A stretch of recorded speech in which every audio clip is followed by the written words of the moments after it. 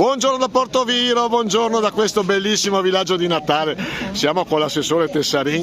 Allora, come ogni anno ci stupite con effetti speciali. È una piazza della Repubblica che tra l'altro è una piazza gigantesca e siete riusciti a riempirla con un sacco di... Quante casette ci sono, assessore? Oggi abbiamo 20 casette, è il nostro secondo Natale, il secondo Natale dell'amministrazione.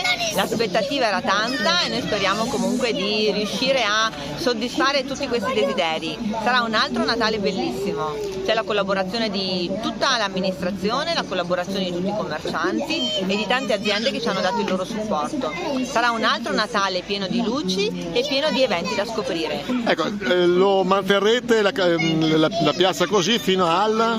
La piazza rimane allestita fino al giorno dopo la Befana, fino a domenica 7. E la pista di pattinaggio? Rimarrà con noi per un lunghissimo periodo, venite a provarla perché anche quest'anno la nostra pista è bellissima.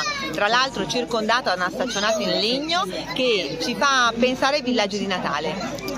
Allora, lo diciamo ogni volta, è una città che risponde moltissimo. Tutti i commercianti, sono quasi tutti di Portoviro, avete riempito non solo 20 casette, ma ci sono anche dei gazebo, quindi che dire, ci stupite sempre con effetti speciali. È la nostra fortuna, avere una città che risponde tutte le volte che l'amministrazione ha una nuova idea.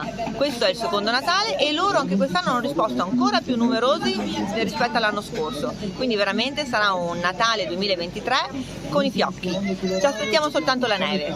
Però ne approfitto, assessore, perché mi faccia anche gli auguri. Ah beh, certo. Allora, intanto i primi auguri a Leandro, che è sempre qui con me a prendere freddo, e poi gli auguri a tutta la cittadinanza e a tutti questi operatori che soffrono insieme a noi il freddo, il brutto tempo, ma lo fanno per darvi tanta gioia e tante novità, sempre ogni anno. Grazie assessore, complimenti. A te, ciao.